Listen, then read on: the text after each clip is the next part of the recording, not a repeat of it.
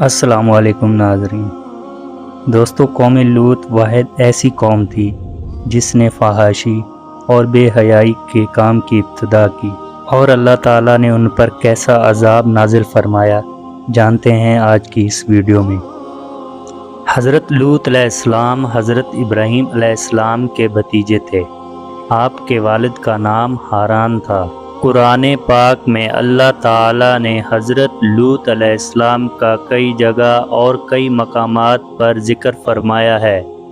آپ کے والد آپ کے بچپن میں ہی انتقال کر گئے اور آپ نے اپنے چچا حضرت ابراہیم علیہ السلام کے گھر میں ہی پرورش پائی۔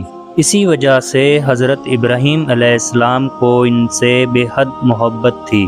جب حضرت ابراہیم علیہ السلام کو آگ میں ڈالا گیا تھا اور پوری قوم آپ کے خلاف تھی، اس وقت حضرت لوط علیہ السلام ہی تھے جو آپ پر ایمان لا چکے تھے۔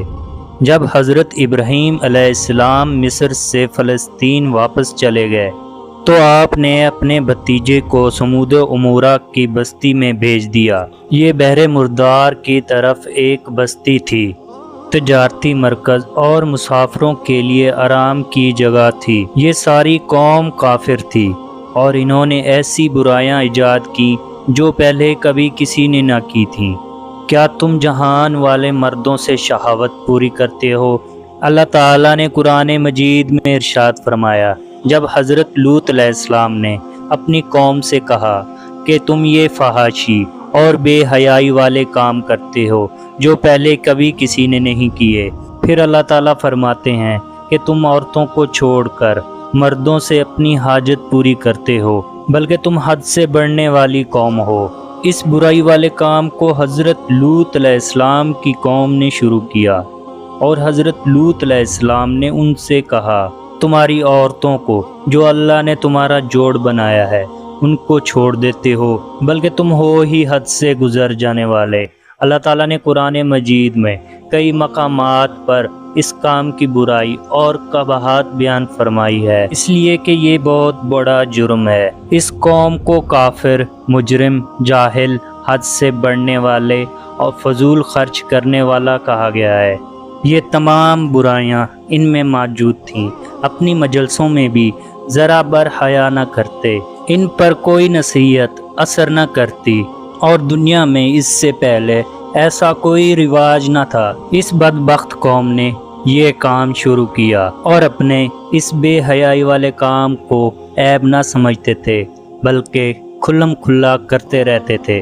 دوستو، شیطان نے یہ بدفعلی کروائی اور وہ ایک خوبصورت لڑکے کی شکل میں آیا۔ اس نے ان سب کو اپنی طرف مائل کیا اور بدفعلی کرانے میں کامیاب ہوا۔ حضرت لوط علیہ السلام نے ان لوگوں کو ان کی برائی اور بے حیائی پر ملامت کیا۔ اس طرح وہ اس برائی کے عادی ہو گئے اور عورتوں کو چھوڑ کر وہ مردوں سے اپنی جنسی خواہشات پوری کرنے لگے، اور ان کو سمجھایا اور پچھلی قوموں کی بدعمالی کی وجہ سے ان پر آئے گئے عذاب کا بھی بتایا تاکہ عبرت حاصل کریں، لیکن ان پر کوئی اثر نہ ہوا، بلکہ حضرت لوط علیہ السلام کا مذاق اڑانے لگے اور ان سے کہنے لگے کہ اگر تو سچا ہے تو ہم پر اللہ کا عذاب لے کر آ۔ اور دوسری طرف حضرت ابراہیم علیہ السلام کے پاس اللہ کے فرشتے انسانی شکل میں حاضر ہوئے۔ حضرت ابراہیم علیہ السلام نے ان کی توازن کرنا چاہی،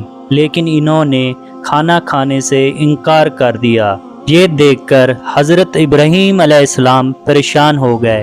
مہمانوں نے حضرت ابراہیم علیہ السلام سے کہا آپ گھبرائیں نہیں، ہم اللہ تعالیٰ کے بھیجے ہوئے فرشتے ہیں، ہم آپ کے لیے آپ کے بیٹے کی بشارت لائے ہیں اور قوم لوط کی تباہی کے لیے بھیجے گئے ہیں۔ حضرت ابراہیم علیہ السلام نے کہا تم ایسی قوم کو تباہ کرنے جا رہے ہو جس میں حضرت لوط علیہ السلام موجود ہیں؟ تو انہوں نے کہا ہمیں معلوم ہے، لیکن قوم لوط بے حیائی اور اپنی اصرار کی وجہ سے تباہ ہوگی۔ اللہ تعالیٰ کا یہی فیصلہ ہے اور حضرت لوط علیہ السلام کا خاندان محفوظ رہے گا سوائے ان کی بیوی کے۔ وہ اس قوم کی حمایت اور شرکت کی وجہ سے ہلاک ہوگی۔ جب فرشتے حضرت ابراہیم علیہ السلام سے روانہ ہو کر سدوم پہنچے اور حضرت لوط علیہ السلام کے ہاں مہمان ہوئے۔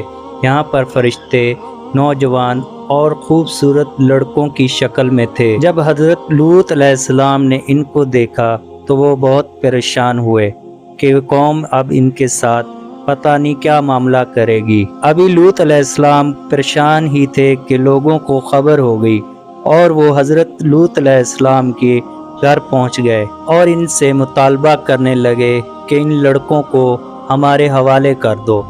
تو حضرت لوط علیہ السلام نے ان کو بہت سمجھایا لیکن وہ نہ مانے۔ تو لوط علیہ السلام نے کہا کہ میں کسی مضبوط سہارے کی حمایت حاصل کر سکتا۔ حضرت لوط علیہ السلام کو دکھی دیکھ کر فرشتوں نے کہا کہ آپ پریشان نہ ہوں، ہم فرشتے ہیں اور اللہ کی طرف سے اس بستی پر عذاب لے کر اترے ہیں، اور آپ اپنے ساتھیوں اور اہل عیال کے ساتھ اس بستی سے صبح ہونے سے پہلے نکل جائیں اور پیچھے کوئی مڑ کر نہ دیکھے ورنہ وہ بھی عذاب میں مبتلا ہو جائے گا۔ حضرت لوط علیہ السلام نے ایسا ہی کیا۔ پھر اس شہر کی 5 بستیوں کو آسمان کی طرف بلند کیا گیا اور پھر نیچے زمین پر الٹ دیا گیا اور ان پر آگ اور پتھروں کی بارش برسائی گئی۔ ان میں حضرت لوط علیہ السلام کی بیوی بھی اس عذاب میں مبتلا ہوئی۔ رسول اللہ صلی اللہ علیہ وسلم کا ارشاد ہے، اس شخص پر لعنت ہو جس نے قوم لوط والا عمل کیا۔ دوستو، موجودہ دور میں بھی لوگ قوم لوط والے کاموں میں مبتلا ہیں اور ان کا انجام عبرتناک ہونے والا ہے۔ اللہ تعالیٰ سے دعا ہے کہ ہمیں ہر برے کاموں سے بچائے اور ہمیں نیک عمل کرنے کی توفیق عطا فرمائے۔ آمین۔